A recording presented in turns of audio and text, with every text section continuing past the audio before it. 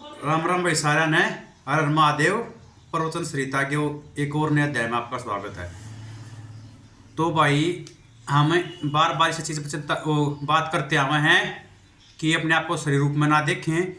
ये हमारा शरीर रूप में देखना ही हमारे दुख का मुख्य कारण है। या सारी जिंदगी जो आदमी का ये अनमोल जन्म मिला है, इसमें हम प्रयत्न करते रहे हैं, ना तो हम एक क्षण के लिए भी खुशी पा पाते, सुख पा पाते, और ना ही अपने दुखों का कभी अंत कर पाते हैं।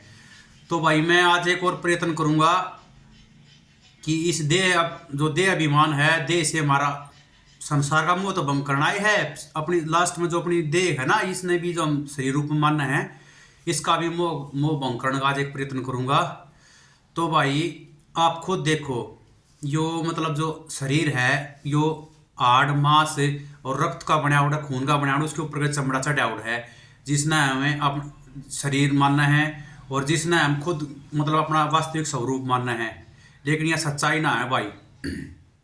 जो हमारा सबसे बड़ा भ्रम है कि यो हाड़ मांस का ढांचा और उसके ऊपर चमड़ा जो चढ़ा रखा है, यो हमारा वास्तविक स्वरूप है। यो हमारा वास्तविक स्वरूप नहीं है। इसके अंदर जो जीवात्मा निवास करती है, वो ही मनुष्य मात्र का वास्तविक स्वरूप है।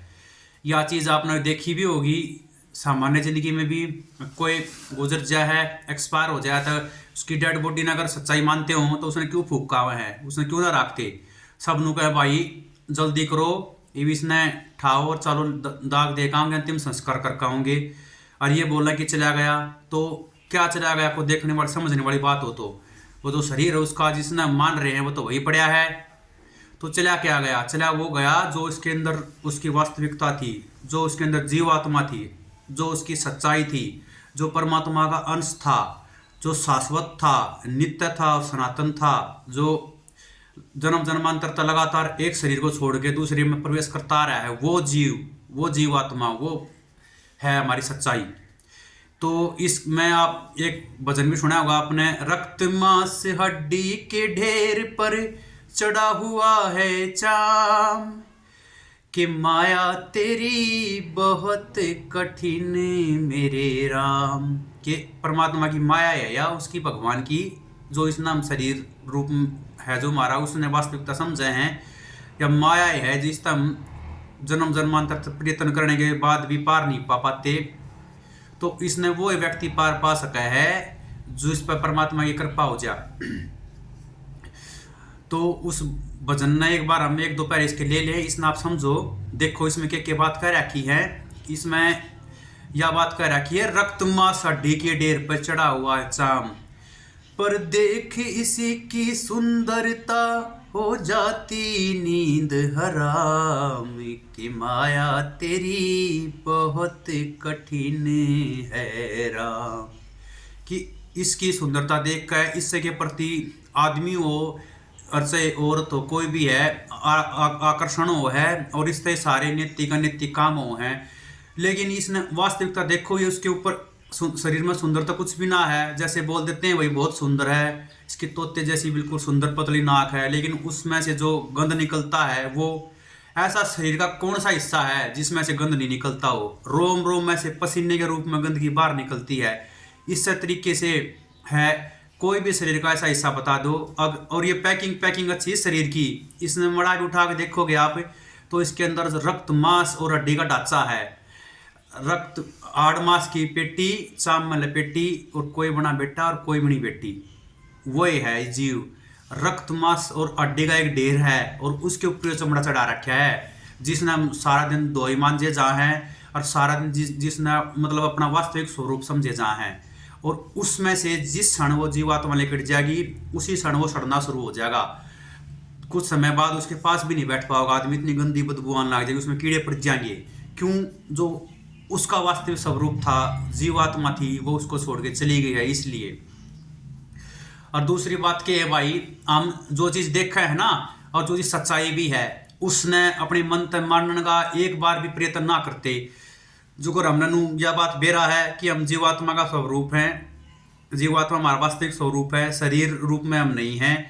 शरीर तो जीवात्मा बार बार बदलती रहती है, और ये मनुष्य का शरीर जीवात्मा को अनंत जन्मों के बाद, करोड़ों जन्मों के बाद एक बार मिला है। उस परमात्मा की प्राप्ति का यही माध्यम है। लेकिन फिर भी हम भौतिकता में इतने घुस गए हैं, अपने वे सुख के साधन इकट्ठे करते रहे हैं और उसमें अपना जन्म पूरा खोते हैं। ये वे मृत्यु देखता है औरों की रोज सवेरे शाम, मृत्यु देखता है औरों की रोज सवेरे शाम, पर भवन बनाता ऐसे जैसे हरदम यही मकाम, कि माया तेरी बहुत कठिन मेरे राम। ये हम देखे हैं, अपने गांव में भी देखते होगे, आसपास देखते होगे, इस संसार में रोज कितनी जीवात्मा इस शरीर ने छोड़ कर चली जा है, चाहे जनावरा की ओर से आदमी की हुई। हम ओरा की मृत्यु देखें, भाई वो चला गया, कई देखते होंगे भाई को 30 साल का चला गया, को 60 का चला गया, को 100 का चला गया, लेकिन चला गया इस सृष्टि को छोड़ के, इस संसार को छोड़ के। और हम ये सोचा है कि हमारी कदे भी ना होगी, भाई वो अटल सत्ता है। एक एक सांस हमारी कम होने लग रही है और हम धीरे धीरे उस मौत की तरफ बढ़ रहे हैं। बस युवा हमारी अंतिम मंजिल है। तो इस बात ना हमेशा ध्यान रखें कि किसी भी समय हमारा भी बुलावा आ सका है। और यह बात हमने सब ने बेरा है, लेकिन फिर भी मतलब यो उदाहरण दिया कि बौन बनाता है ऐसे आगे आजीविका आगे अपने सुख के साधन इकट्ठे करते रहे है, धन जोड़े जा है और माया के में बढ़ा रहा है, लेकिन उसने न्यू नहीं बेरा अग भाई किस क्षण संसार को छोड़ कर जाना पड़ जाएगा। तो जो फिर उसने जोड़ा है उसमें तो एक कण भी या एक पैसा भी अपने साथ ले जाकर नहीं जा सकता। साथ क्या चलेगा, उस परमात्मा के नाम का स्मरण चलेगा। यह चीज़ पता होते हुए भी आदमी उसमें क्यों नहीं परमात्मा का सहारा ले पा रहा कि परमात्मा की वो जो माया है वो आदमी ने परमात्मा की तरफ ना जान देती, वो आदमी ने घेरे रहा है और इस संसार में उसका ध्यान बार बार भटकाया जा है। और इस माया तक पार पाना इतना आसान ना है। मैंने आप तक पहले भी बहुत सारी वीडियो मेरी उन्होंने बता चुका हूँ मैं कि मन और बुद्धि के द्वारा ये सोचा समझा है, सारे काम कर रहे हैं, और जो परमात्मा की माया है वो इस मन बुद्धि से परे है और उस माया से परे वो परमात्मा है। तो भाई मन बुद्धि का प्रयोग करके, जो हमारी इंद्रियां इसका प्रयोग करके आदमी इस माया तक भी पार नहीं पा सकता, तो परमात्मा तक तो पहुंचना बहुत दूर की बात है।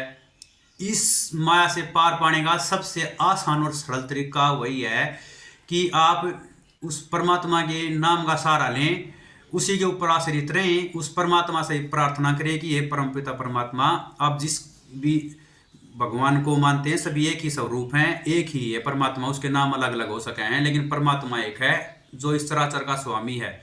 उसकी शरण में जाओ और उसी से प्रार्थना करो कि सब कुछ मेरे कर्ता आप ही हो। अपने शरीर में जो कर्तापन का भाव हो उसको भी छोड़ दें और सच्चे हृदय से प्रार्थना करो और उसकी शरण में जाओ, उसके नाम का सहारा लो, उसके नाम का जाप शुरू करो। जब जागे वो आप पर कृपा दृष्टि करेंगे तो यह माया है या तुमने धीरे धीरे छोड़ देगी, और कोई तरीका ना है भाई। तो भाई आज मैंने यो जो देह अभिमान है उसको मतलब आपके अंदर से खत्म करने जो प्रयत्न कराया है, आशा करता हूँ इसमें सफल रहा हूँगा। अगर फिर भी किसी भाई का कोई प्रश्न है तो ज़रूर कमेंट करें। आज के लिए इतना ही। आर महादेव, जय श्री राम। सारे भाइयों ने परमात्मा की कृपा पर बनी रहें।